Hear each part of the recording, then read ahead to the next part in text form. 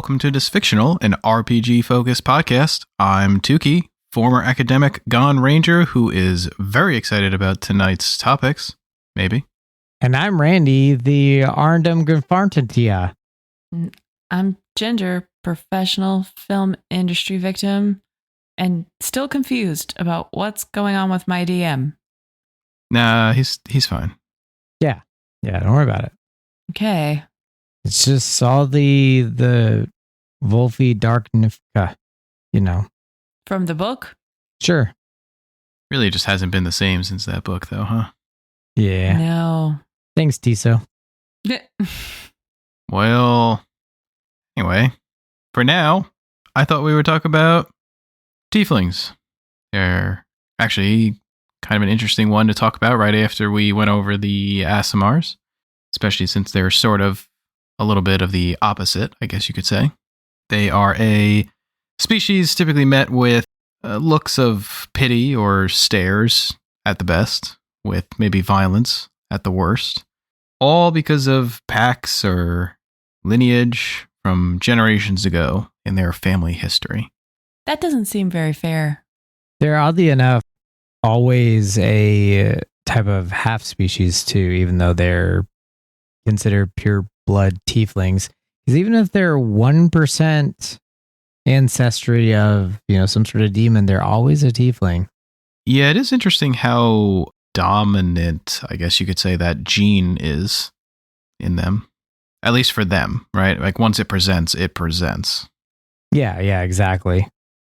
It can recur, though, too, through the family line as well, can't it? I thought once it came out, that was then tieflings from then forward. Maybe I'm wrong?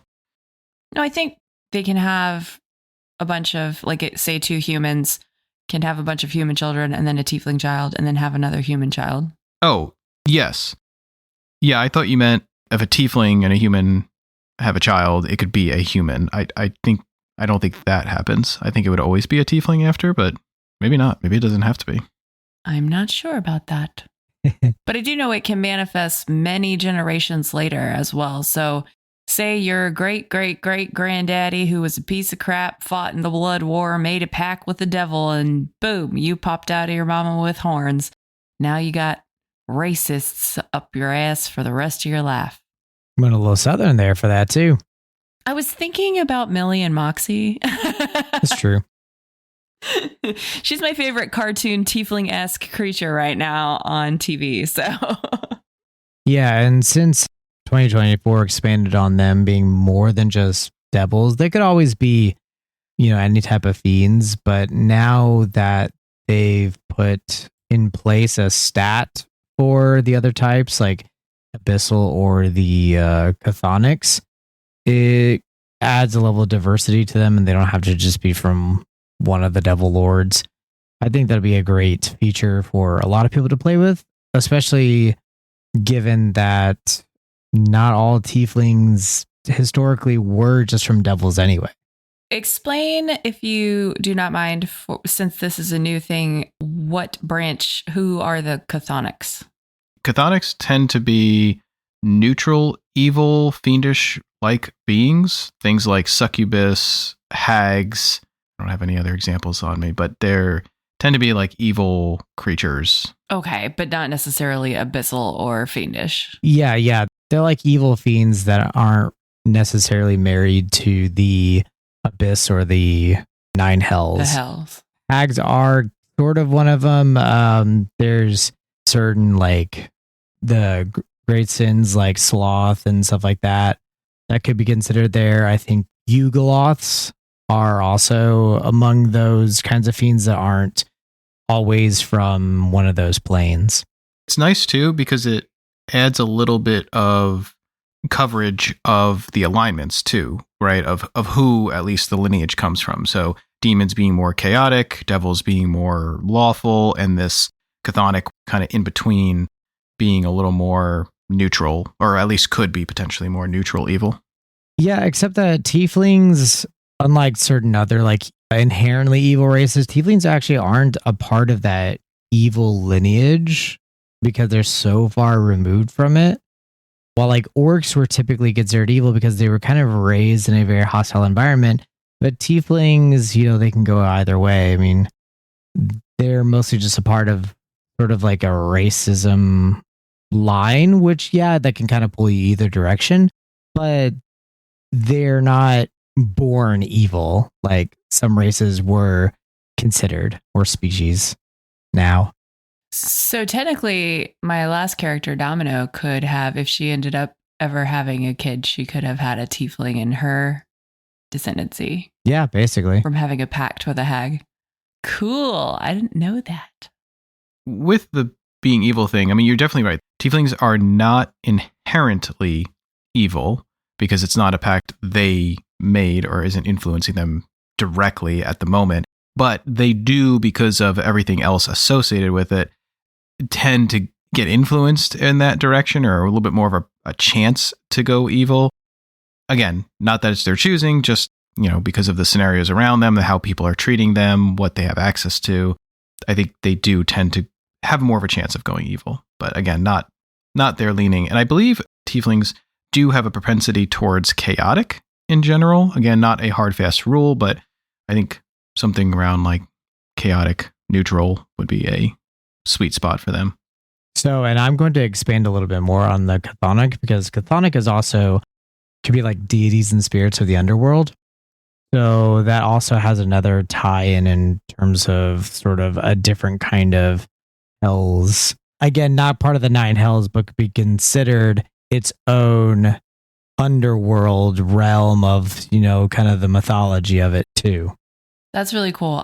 When I read it the first time and I hadn't seen the updated info, the way that they spelled it, my first thought was like, sweet Cthulhu, because some of the subclasses have branches for like old ones, deep ones, mysterious outer plane entities. So I didn't know if that's what that meant or not, but that makes a lot of sense what you guys said. So thank you for clearing that up for me. Yeah, because they even have, especially in the new Dungeons Master's Guide, they even have like layers of Hades, for example. So you could be a tiefling from Hades. Ooh, that's fun.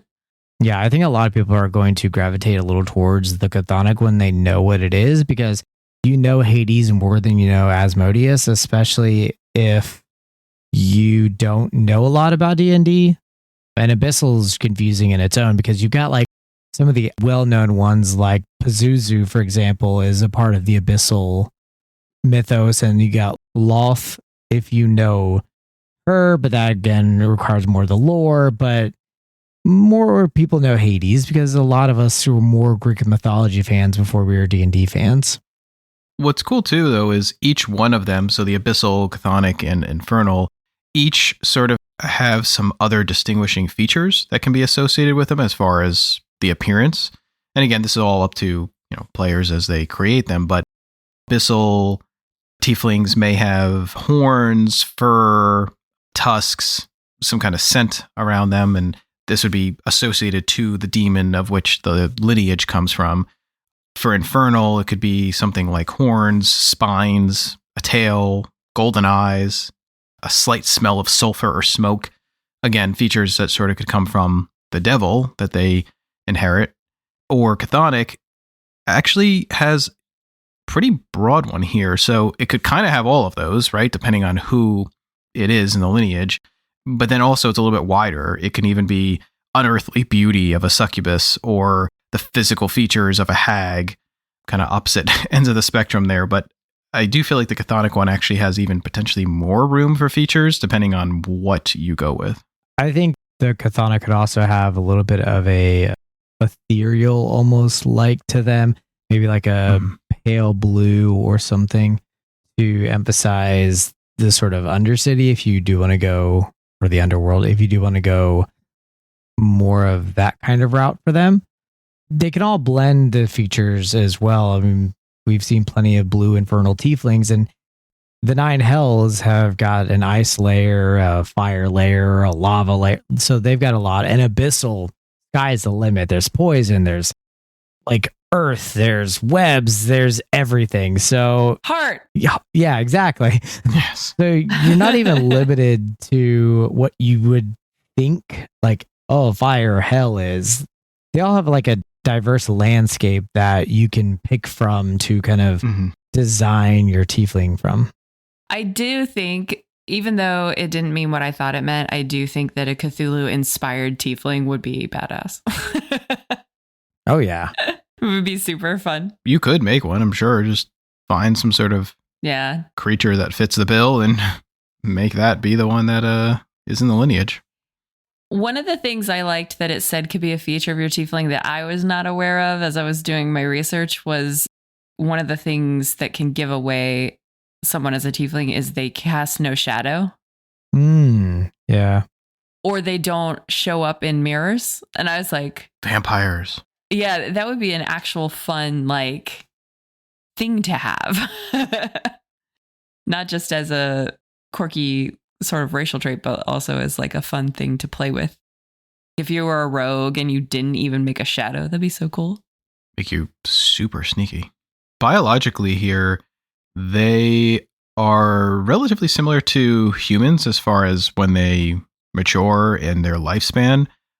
I think they can live a little longer than humans, but at the same point, I kind of feel like that depends what kind of life they have. I mean, with the way that tieflings are regarded in the world of D&D, it wouldn't be all that surprising to see one die young based on people around them.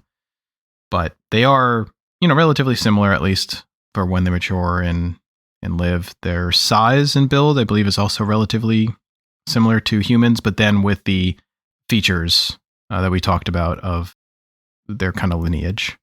I did see that now you can also choose small for them if you want. When you're building your character, you can choose medium or small. Yeah, it's a great feature with the new player's handbook that a lot of the diverse races like humans, for example, and tieflings, you do have the options of both. They don't have the option of that for something like an orc who's usually pretty big. Same thing on the other spectrum with like a gnome who's usually they're kind of defined by the height, but I think ones that are less defined by their features have the options of being medium or small. I think it would be fun to make a tiefling that was small because the original pact was with an imp. Yeah. Some other tinier creature, and so came out really small but had like the wings or something, kind of resembled more like an actual imp. You would just be so annoyed that somebody in your history made a pact with like a devil, and years later you were hit with this sort of a curse, but like some people that get these crazy powers, and you're just like a small bat thing. You have to figure out, what do I do with my life? Crime. Wait, what? Yeah, mostly crime.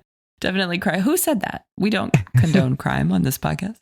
They also have a fun naming convention. We talked about the naming conventions of gnomes when we talked about gnomes. Tieflings also kind of have naming conventions. They tend to take either names that people give them wherever they happen to be born, or that will use a virtue as a name. And Randy, you've named a lot of tieflings in our last couple of campaigns. So how do you pick your virtues? I mean, I almost exclusively named them after virtues.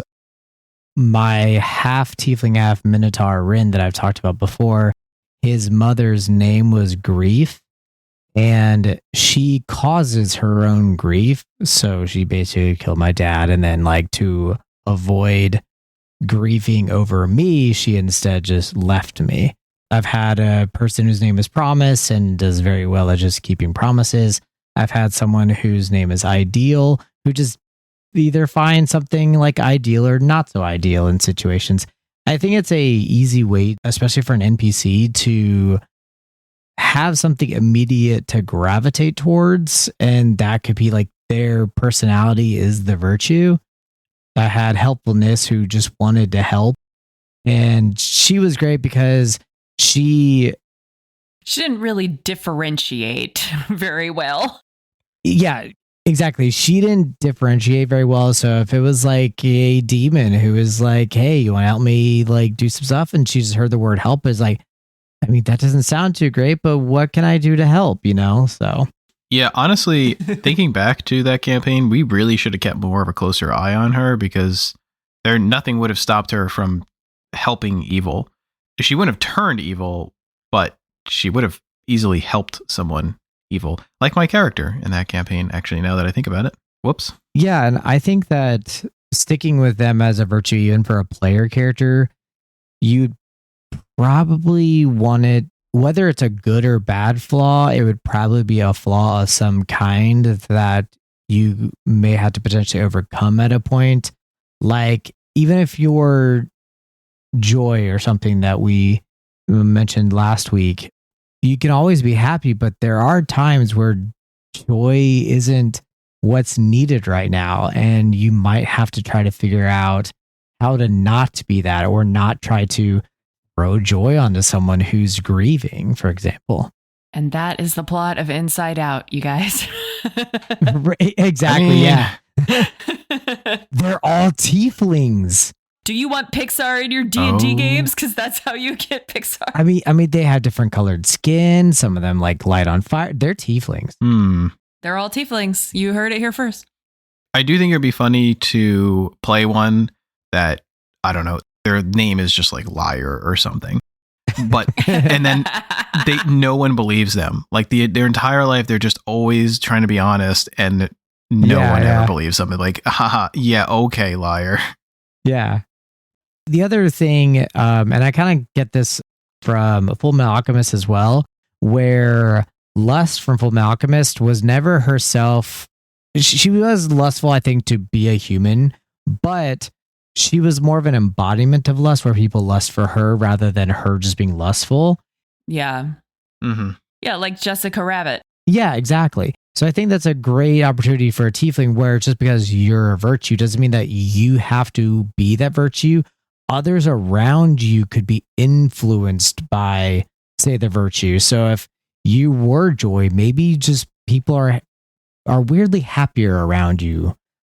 Well, helpfulness was precious, and we had to protect her at all costs. And she did die, but I fixed it, so Yeah, it's okay. It turned out okay for helpfulness. Yeah, As long as she helped. yeah. Everything in campaign 3 turned out great, so everyone's Oh good. my god. Yeah. One last thing we didn't mention about them is, this is a couple minor points, but they do also have dark vision, and they also have resistance to fire damage and can typically speak infernal. But I'm kind of interested now. I mean, I guess they don't have to just speak infernal. You could definitely change that based on whether they're abyssal, chthonic, or infernal. So with the new player's handbook, no race has set languages now. You basically get to pick, I think, 3. And obviously one usually is going to be common.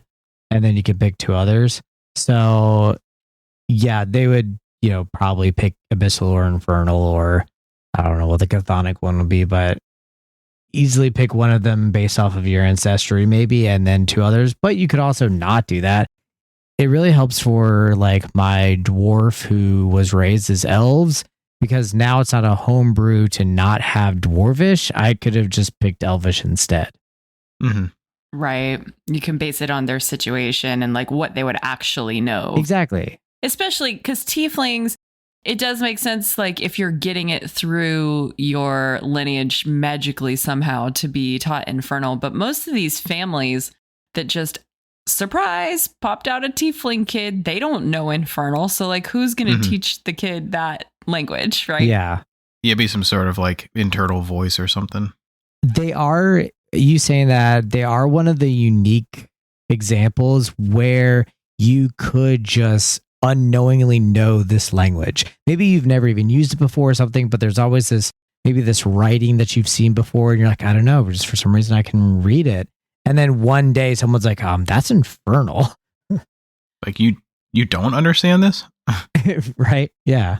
It's a very like Harry Potter and his parcel tongue situation. You're just like talking to a snake. Like, I thought everyone could talk to snakes. What do you mean? What do you mean I'm a wizard? Yeah, and unlike a human who would be raised and like a weird language, kind of like Harry Potter did, this one has the lore behind it to kind of justify you knowing parcel tongue. Well, what kind of tieflings would you guys want to play? I would want to play a tiefling. I don't think the legacy of them matters too much, but the core idea I would have with a tiefling is I'd actually be a sorcerer this time. Yeah, I usually don't pick classes, but the whole purpose of them is they're trying to find who a pact was made that they were created and just try to reverse it. They do worry that it would lose their powers in the process, but they're, of course, currently willing to make that sacrifice. I think as a kind of pull under the rug that a DM could also do is that it wasn't a pact. It was like mommy and daddy loved each other very much kind of situation, and just they never told the person. As an idea, I'm not saying that has to be the situation, but I think that there's a lot of ways you could play with that. I mean, it could be a whole campaign of itself or side mission for that character. Playing on that a little bit, it would be interesting now that the Chthonics are involved if like Hades was the pact person and, who they made the pact with, but that the mother was Persephone. Yeah. And you are actually a tiefling, but also kind of like a descendant that could sort of also be a demigod.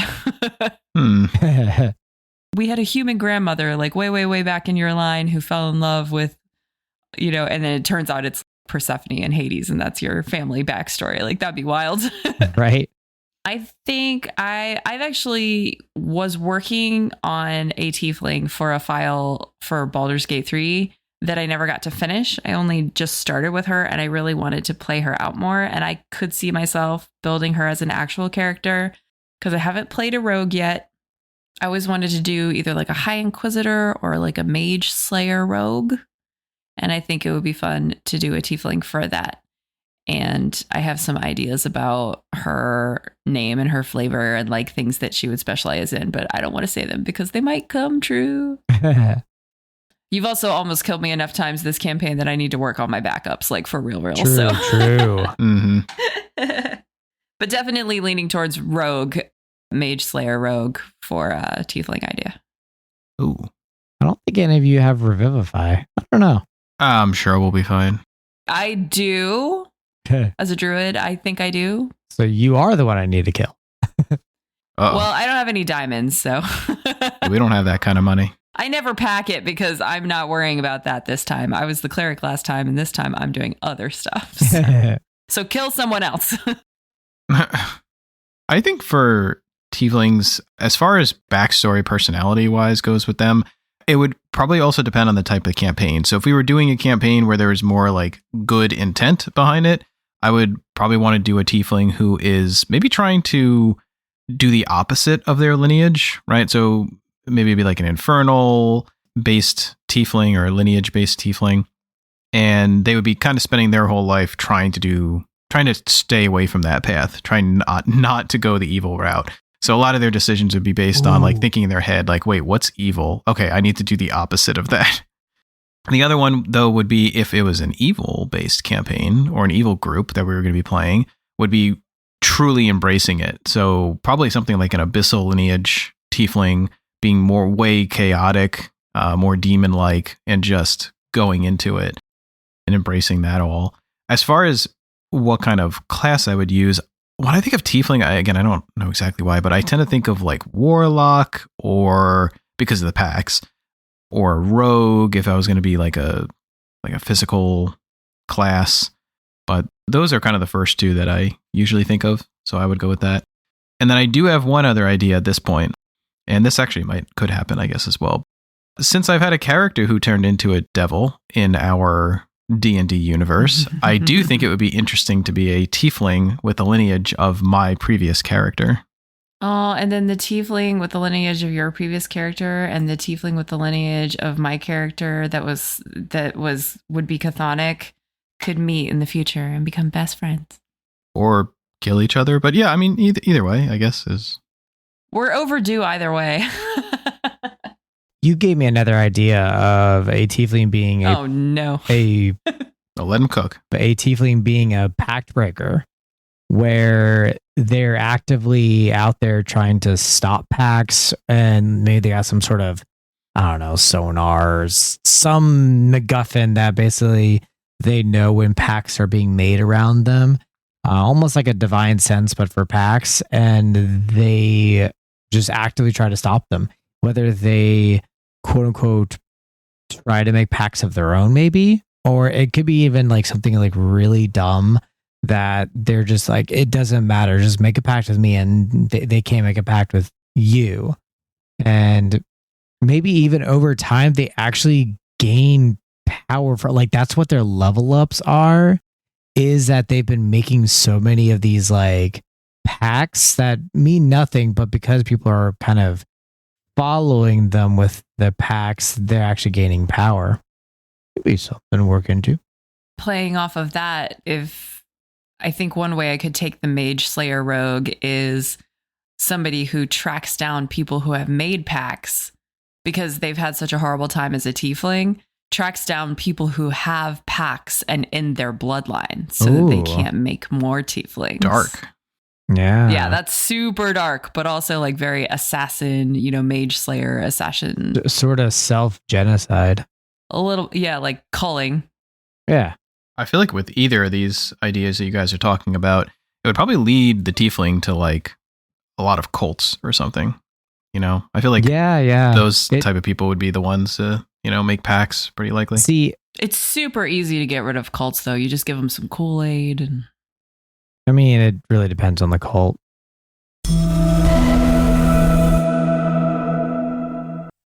Now for Dissectional, a segment where we discuss some D&D creatures using facts and questions that no one was probably asking for, but we're going to discuss it anyway. So let us know if they end up in a session near you. We all enjoy cults, and that means a lot of different things. Has someone you know obsessed about their favorite show and their merchandise has its own square footage of land? Is there some ritual your friend performs to ensure their sports team does well? Did you stumble into a secret ladies club while trying to find a little girl and end up burning inside of a wicker man? You might have just had a run-in with a cult. Cultist is kind of a broad term, of course. In D&D, they're an actual NPC stat block, and I think it's a good basis to have a lot of inspiration from. You can use them as is. They have a sort of mild melee class and a caster. And personally, I think that cultists kind of fall into a category of like clerics, warlocks, druids, and can kind of dabble as like a sorcerer, maybe even a wizard at times. They could go into the melee, and really there's branches of cultists that could be barbarians and all the like. They're a great fodder as well, but they could be a core part of a campaign. And we're kind of dealing with that right now. I knew it. They're not particularly strong, but they do tend to have numbers, which is on their side. They can kind of be a lot of things, right? I mean, they're really more of an idea than a specific thing. So, they could really come from a whole host of different reasons. They have a whole host of different people that they serve. And yeah, I mean, they're really flexible as an NPC, I would imagine, that a DM could use. I don't like them. You don't like them? Wow. I don't like them. Insightful. Every time I've run into them, there's been like 90 of them and only one of me. And then I get bamfed to the next room. And then everybody that doesn't have the AoEs is left behind to try to deal with them one at a time while I fight the Witch Queen all alone. And it just never ends good. Are you talking about the ones that really like the Breakfast Club? Oh, those are nice. No. Maybe.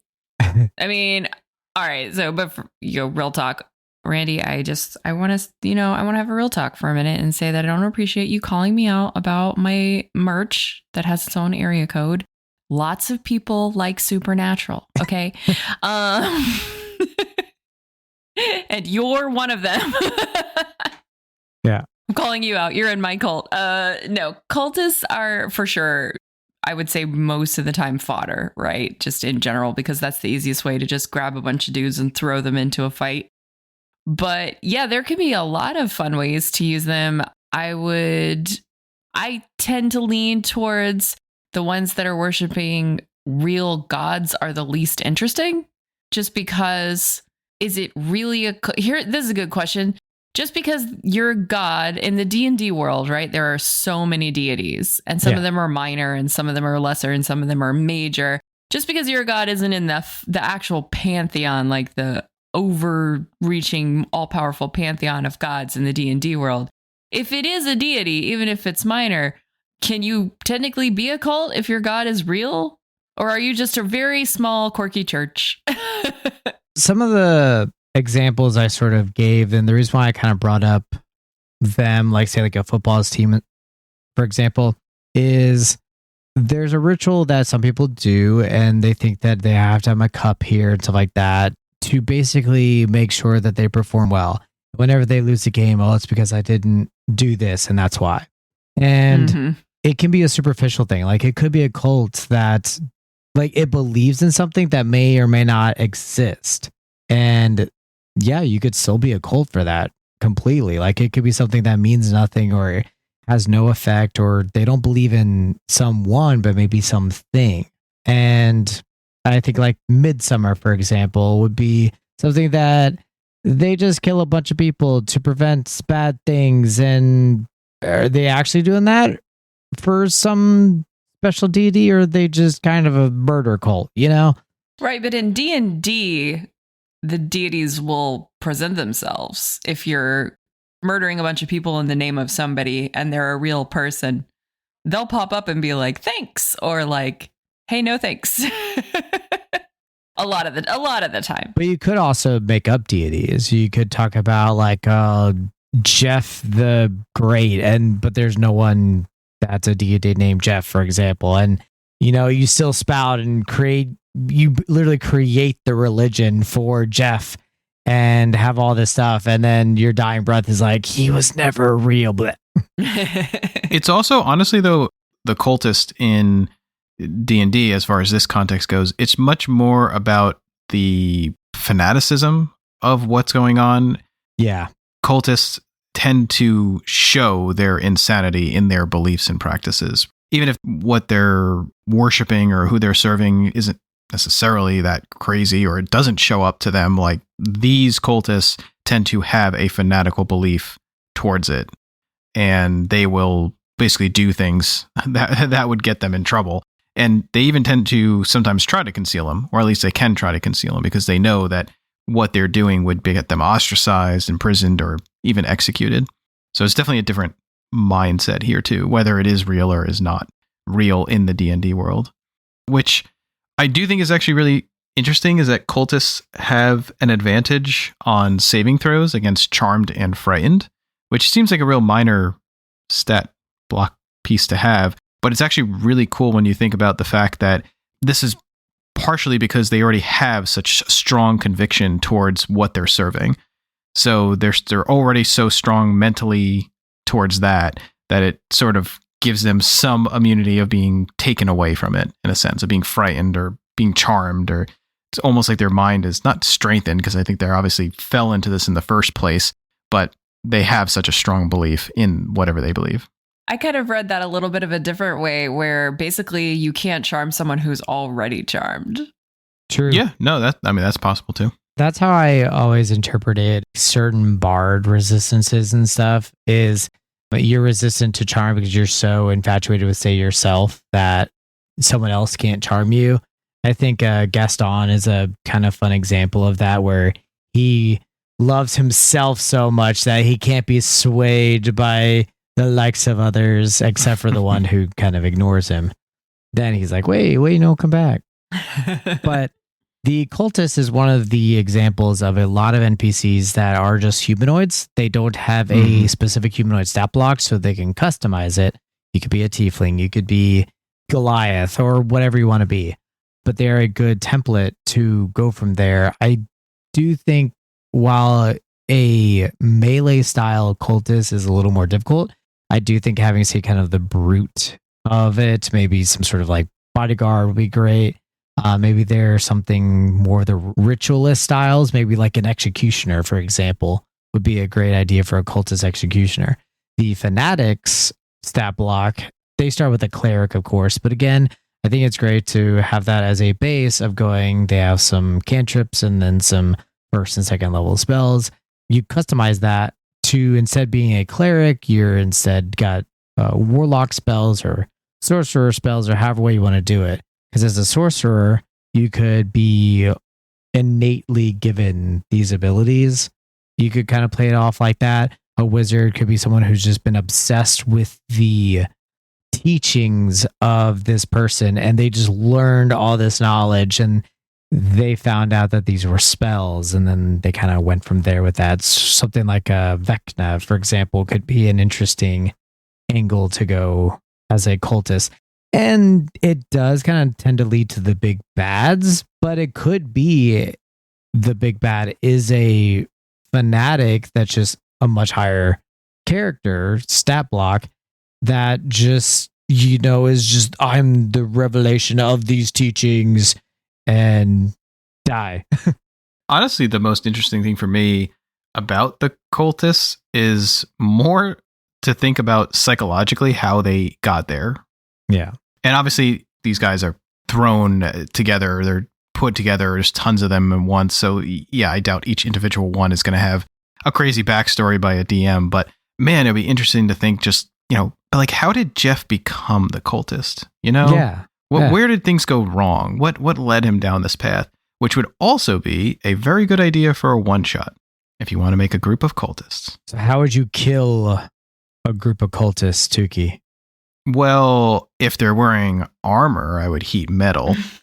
But they tend to mostly be in leather armor, so maybe that's not necessarily possible.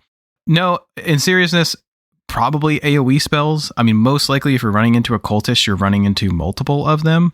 So probably an AoE spell. If not, if it is just an individual one, then try to take them out real quietly. So don't use Shatter, don't use Thunder, don't use things that are going to attract attention or potentially bring a whole bunch of other cultists in and alert them. In that case, just go for a quick one shot if you can. Yeah, I mean, that's how I would sort of do it. What about you, Ginger? How would you take out the cultists? I guess it depends on exactly, what type of cult we're dealing with. If they were one of those types like that are all happy and smiley and they invite you in and they want you to be part of it and they want to all share a drink or something, I'd probably just poison them.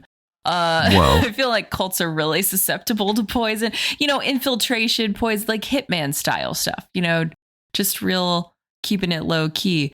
Or yeah, sure. If we were in open combat, AoE effects for sure.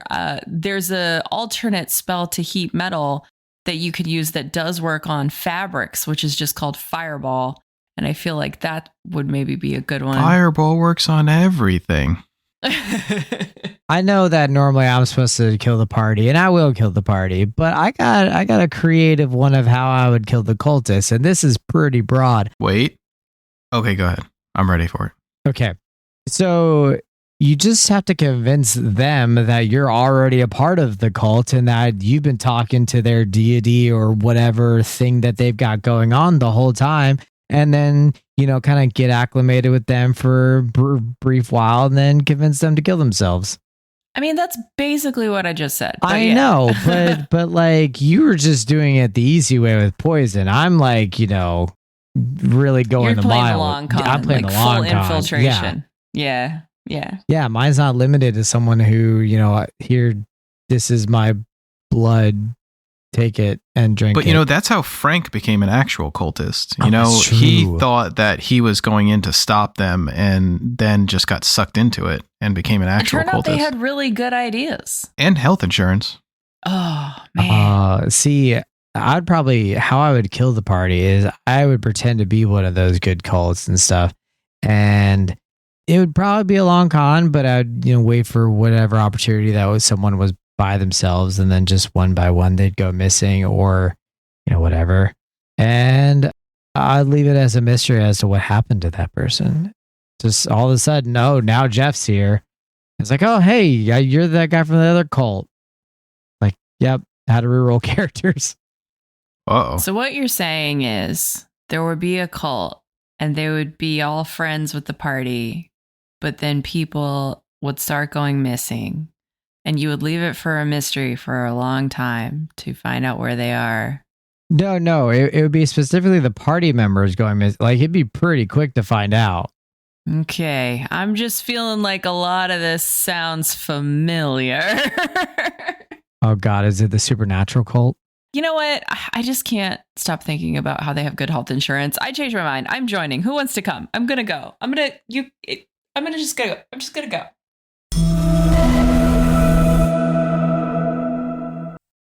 Welcome to Character Creation, where we take turns picking features of a player character or NPC anyone can use. If you play one, let us know right over on our socials. Time for initiative. I rolled a 10. I don't know why I'm excited about that. I mean, it's still better than mine, because even with all my stuff, it's still just an 8. I rolled a nat 1. Aha! I'm second. I have to go double last. So it looks like we got me going first. Me being Tukey. Guys, I'm Tukey. Hi, Tukey. Then we have Randy, followed by Hi, Randy. Ginger. Hi, Ginger. Sup, Ginger? Sup. All right, now with introductions out of the way. How you doing? First one to pick here is for race, and I am going to go with an Aasimar. Oh, is that because of Jesus? Sure. Okay. Then for the class, Jesus is going to be a barbarian. Whoa. Oh, well, for the subclass, I feel like, okay, this is tough because I want to say zealot, but I feel like that's rude. Oh, okay. How about, no, let me think of it. Let me cook. Let me cook. Hold on. All right. Subclass, wild magic. Interesting. All right. Well, for appearance, I'm going to say that they have longish, straggly hair. And I always like the metallic freckles on an Aasimar. So we're going to give some metallic freckles. And maybe their skin has like a slightly translucent greenish tint to it, but like very minor, very minor. We'll give them a halo too. Why not? Every Aasimar's got to have a halo, right? I can see your halo. And copyright strike. Damn. We're so close. For the background, this ASMR is going to be of noble descent. For their personality trait, they are going to be very calm and speak in a slow and soothing voice that makes others feel relaxed. What? Yeah, I can't hear you at all. You heard me.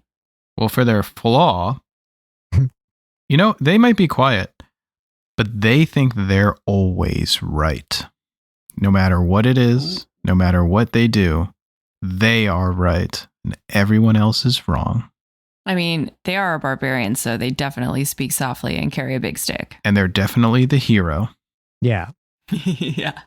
Their item or trinket is going to be their greatsword that they got from their first kill.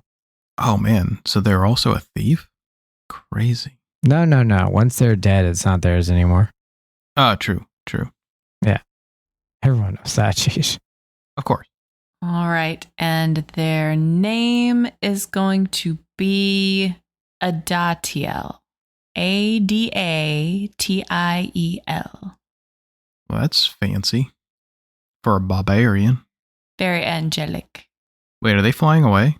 Bye. Thanks for listening. Tune into Dysfictional every Tuesday on your favorite podcast app and follow us on Facebook, Blue Sky, or Threads for our latest updates.